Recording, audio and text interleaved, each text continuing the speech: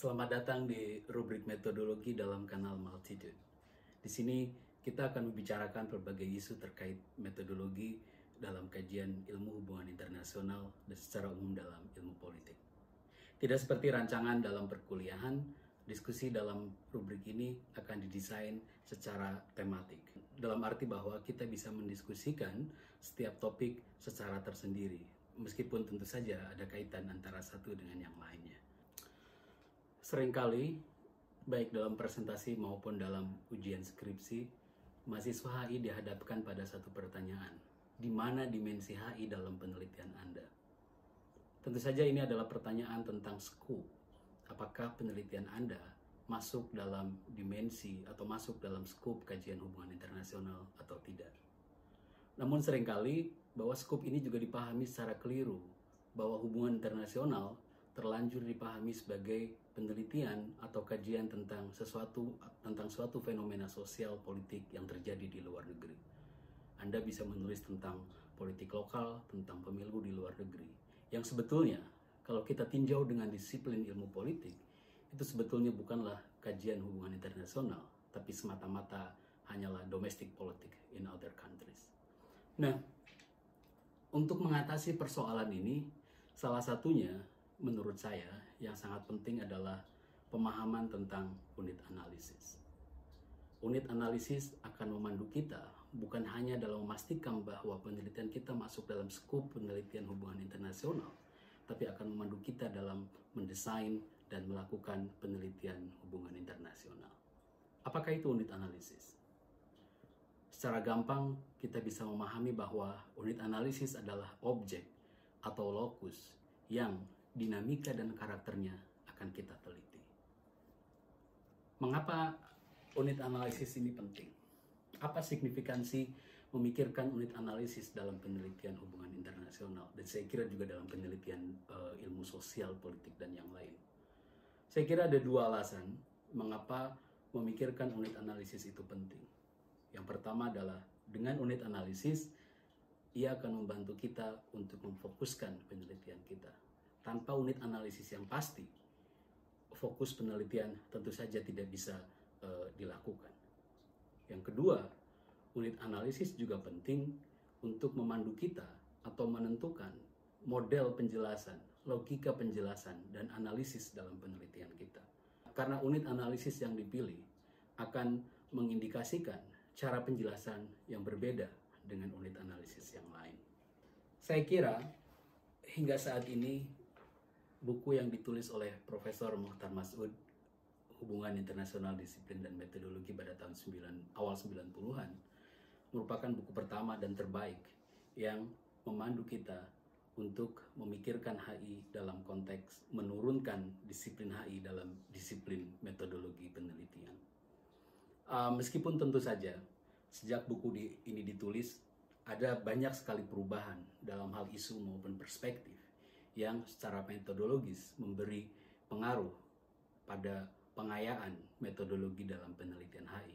Tapi saya kira bagi mahasiswa hubungan internasional, buku ini tetap penting untuk memandu kita belajar tentang logika penelitian dalam hubungan internasional. Dalam mendiskusikan tentang unit analisis dalam sesi ini, saya akan menggunakan buku ini sebagai point of departure, sebagai titik awal untuk memahami hubungan antara unit analisis dan fungsinya untuk memandu dalam logika penjelasan penelitian. Mari kita lihat salah satu tabel dalam buku yang sangat baik ini. Dalam tabel ini kita bisa melihat hubungan antara unit analisis pada satu sisi dan unit eksplanasi pada sisi yang lain. Kita bisa melihat setidaknya secara kategoris memisahkan 3 unit analisis dalam penelitian hubungan internasional. Individu atau kelompok, negara bangsa, sistem regional atau global. Nah, misalnya kalau Anda menggunakan unit analisis katakanlah negara bangsa, dan Anda mau menjelaskan negara bangsa dalam kaitannya dengan peran individu, misalnya dalam konteks Indonesia, kebijakan politik luar negeri Indonesia pada era Jokowi.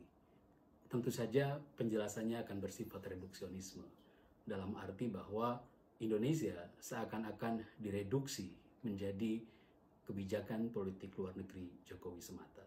Sebaliknya, kalau Anda menggunakan unit analisis negara bangsa dan menggunakan unit eksplanasi negara bangsa, maka model penjelasannya akan bersifat korelasional. Misalnya Anda membandingkan kemajuan atau politik pembangunan ekonomi di Indonesia dan Vietnam misalnya, tentu sifatnya akan korelasionis. Atau bisa saja Anda menggunakan unit analisis negara bangsa dengan model penjelas dari sistem internasional atau sistem regional. Misalnya, Anda akan meneliti dampak persaingan dagang antara China dan Amerika dalam kaitannya dengan politik ekonomi Indonesia saat ini. Tentu model penjelasannya adalah bersifat induksionisme, dalam arti bahwa perubahan yang besar dalam sistem global dianggap atau akan dikaji pengaruhnya dalam dinamika perdagangan politik Indonesia. Nah, kalau kita melihat tabel di atas, tampaknya hubungan antara unit analisis dengan unit eksplanasi terlihat begitu mudah. Namun ada beberapa persoalan yang saya kira perlu didiskusikan lebih serius. Pertama, bagaimana kita bisa menentukan unit analisis dalam penelitian? Apakah sebagai peneliti kita bebas memilih unit analisis kita berada di level individu atau kelompok, negara bangsa atau sistem global atau sistem regional? Problem yang kedua adalah bagaimana kita bisa mengisolasi satu unit analisis dari unit analisis yang lain. Tentu saja bahwa hubungan satu unit analisis dengan unit analisis yang lain tidak mungkin sepenuhnya terpisah. Tapi untuk kepentingan fokus analisis, kita mesti memilih satu unit analisis daripada unit analisis yang lain. Tapi bagaimana kita membangun justifikasi bahwa unit analisis kita yang akan kita gunakan dalam penelitian itu adalah tepat dan tidak mengurangi substansi dari penelitian yang kita desain. Sebagai peneliti, kita tidak bisa bersikap menggunakan kacamata kuda atau seperti yang dikisahkan dalam Nasruddin Hoxha. Alkisah, Nasruddin kehilangan suatu benda, katakanlah jarum. Di suatu pagi, dia sibuk mencari benda itu di halaman rumahnya. Sampai orang-orang bertanya, "Hai Nasruddin, sedang sibuk apa dirimu di sana?" "Saya sedang mencari jarum yang hilang," kata Nasruddin. Lalu orang pun bertanya, "Di mana jarum itu kira-kira hilang?" Nasruddin menjawab, "Jarum itu hilang di dalam rumah." "Kenapa engkau mencarinya di luar?" "Karena di luar rumah jauh lebih terang daripada di dalam rumah." Sebagai seorang peneliti, ini ilustrasi yang sangat penting agar kita tidak bersikap menggunakan kacamata kuda. Bahwa memilih unit analisis yang satu daripada yang lain bukan hanya karena bahwa dalam unit analisis yang satu kita bisa mudah melakukan penelitian, tapi sebetulnya kita memahami bahwa inti persoalannya bukan dalam unit analisis yang kita pilih. Problem yang ketiga adalah banyaknya model penjelasan. Dalam tabel tersebut, tadi kita mendiskusikan bahwa model penjelasan ada yang bersifat korelatif, reduksionis, dan induksionis. Seiring dengan berkembangnya perspektif dalam disiplin hubungan internasional dalam 2 dekade terakhir, ada banyak sekali varian penjelasan untuk menggambarkan atau yang menawarkan cara menjelaskan hubungan antara unit analisis dengan model eksplanasi. Sebagai contoh, dalam model reduksionisme ada banyak sekali varian. Strukturalisme misalnya. Dalam perspektif ini, orang percaya bahwa faktor struktur atau sistem global itu akan menentukan perilaku atau menentukan dinamika negara bangsa. Tetapi apakah itu menentukan? Apakah menentukan itu sifatnya determinatif dalam arti bahwa A sepenuhnya menentukan B, atau menentukan itu sifatnya konstitutif dalam arti bahwa A mempengaruhi dinamika B dan pada saat yang sama dinamika B juga memberikan pengaruh terhadap A. Artinya, dalam satu varian yang kita sebut sebagai reduksionisme saja, ada banyak sekali perspektif yang menawarkan penjelasan atau menawarkan model penjelasan hubungan antara unit analisis dengan model eksplanasi.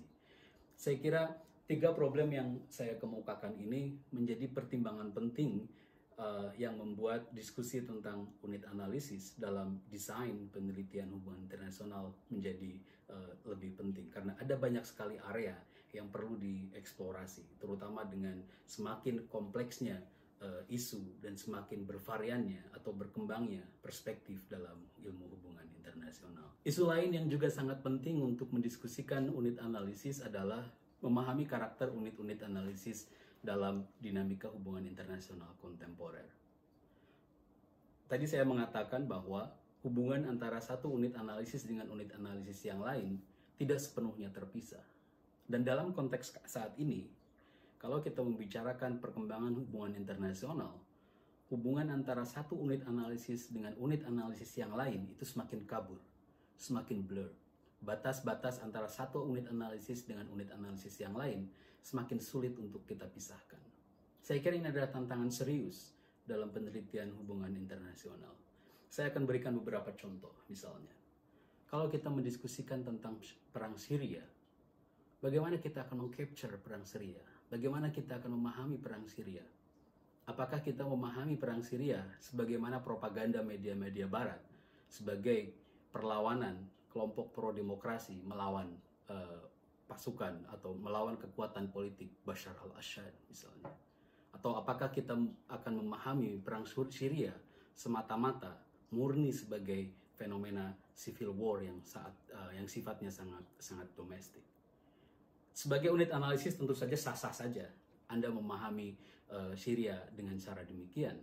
Tapi menentukan unit analisis dengan cara yang demikian itu menyembunyikan satu fakta yang sangat gamblang tentang peran intervensi asing, khususnya unilateralisme Amerika dalam mendestabilisasi Timur Tengah.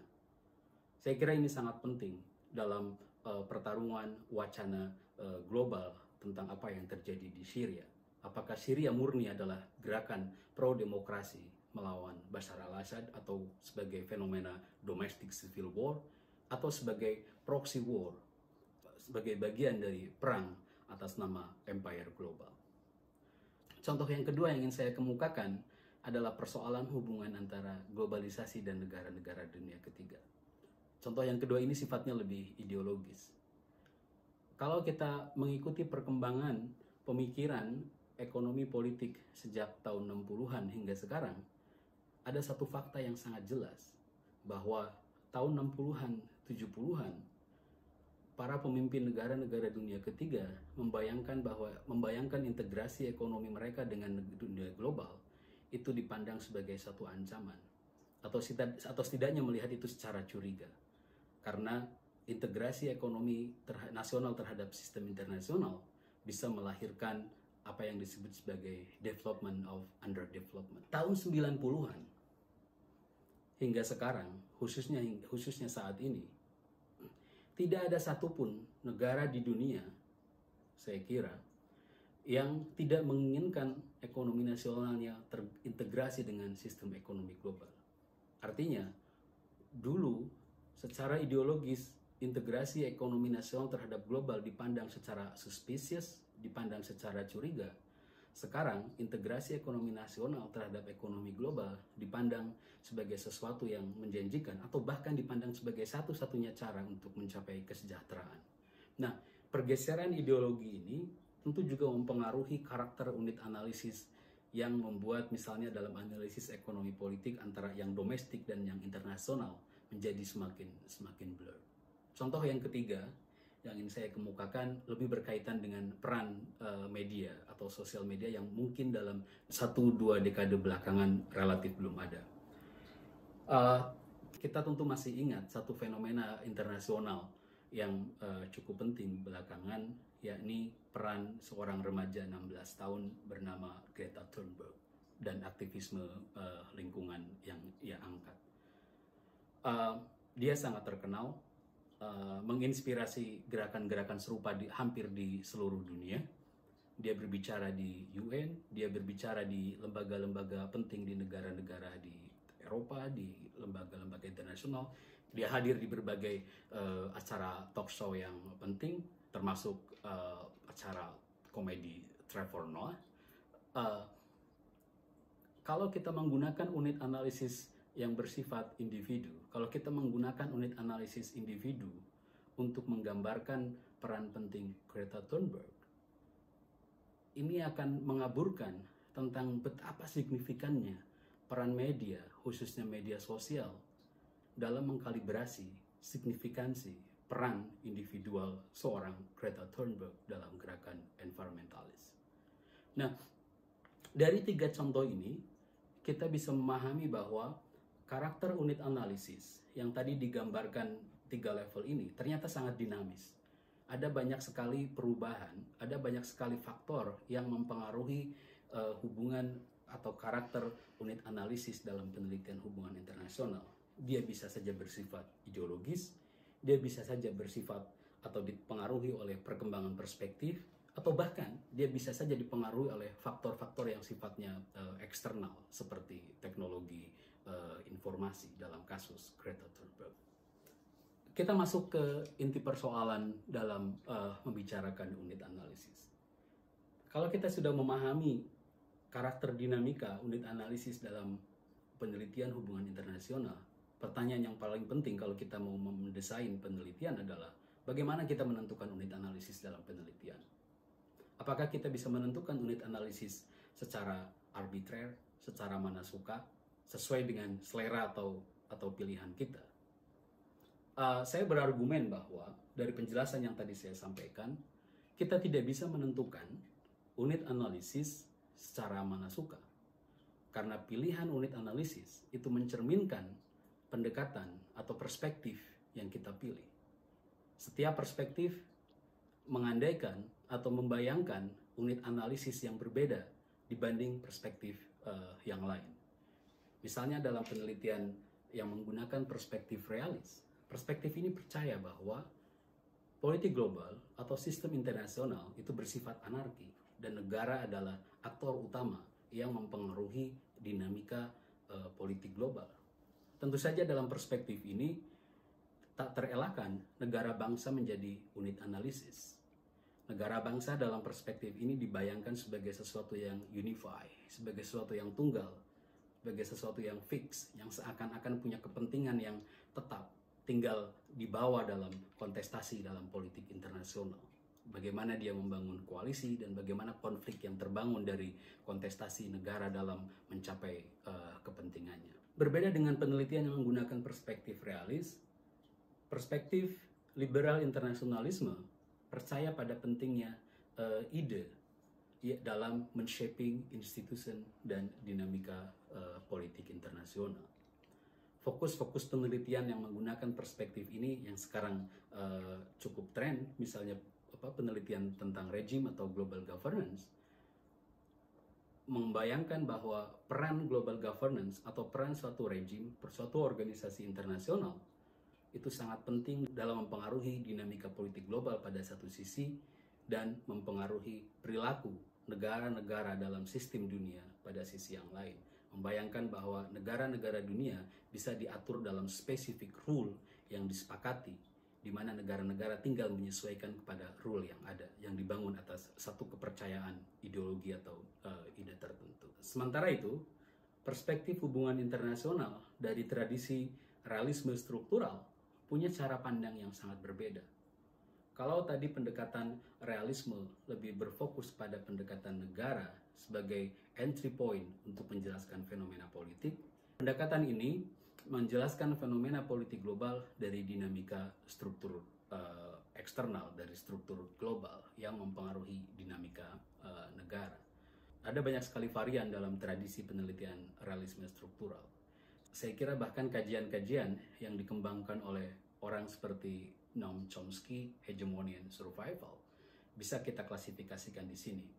Yang ia memahami bahwa dinamika politik global adalah konsekuensi dari bagaimana Amerika sebagai negara superpower di dunia pasca Perang Dunia Kedua mempertahankan dan memperjuangkan statusnya sebagai hegemon global. Dinamika politik global adalah konsekuensi dari proses encounter antara negara-negara domestik di dunia dengan American foreign policy.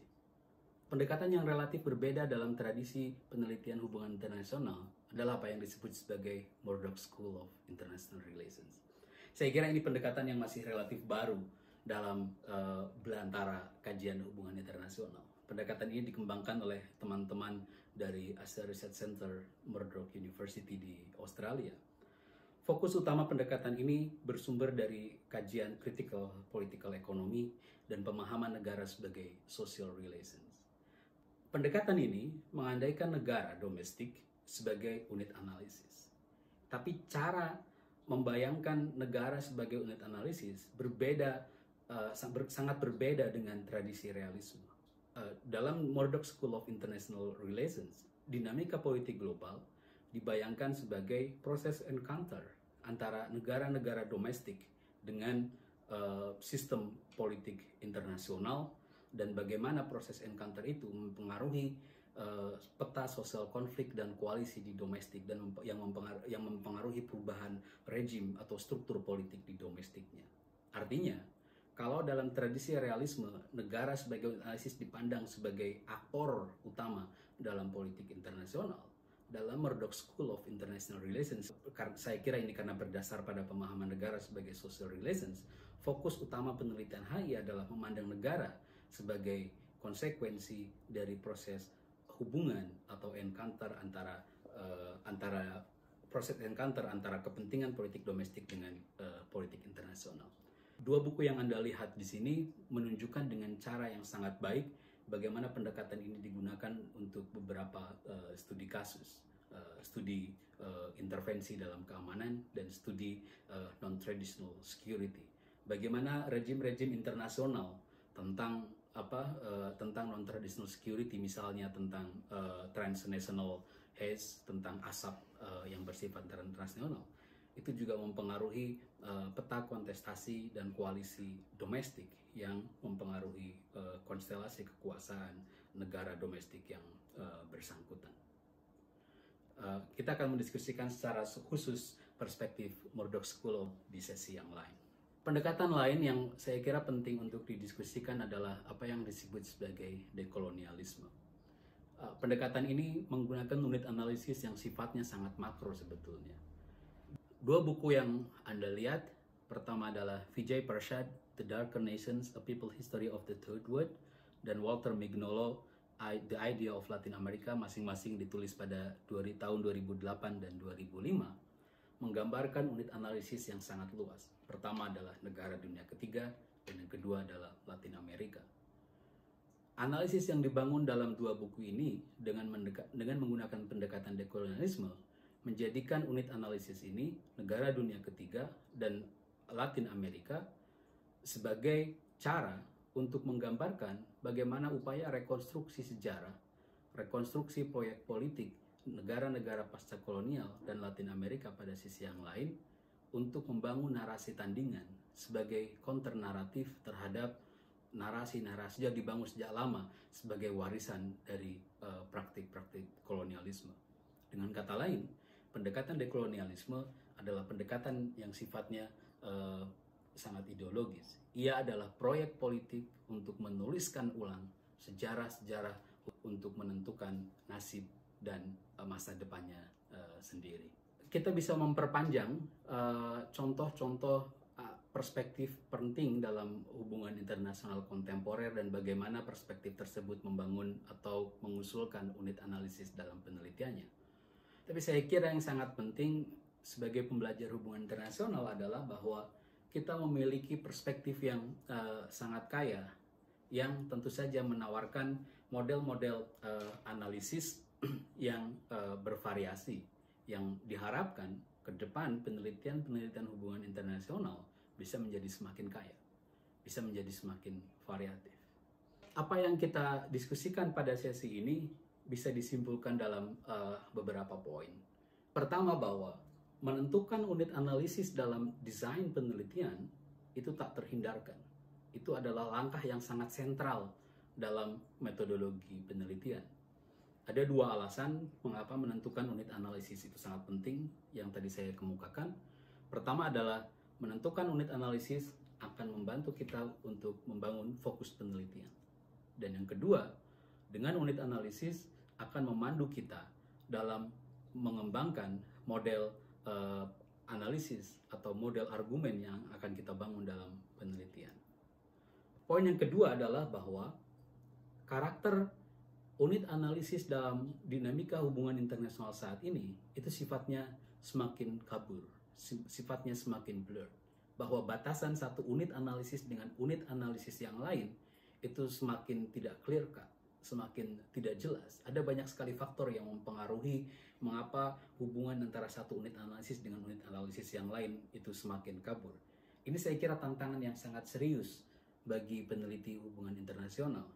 Karena kalau kita tidak aware, kalau kita tidak hati-hati dalam menentukan unit analisis, kita hanya akan menjadi peneliti yang bersifat kacamata kuda.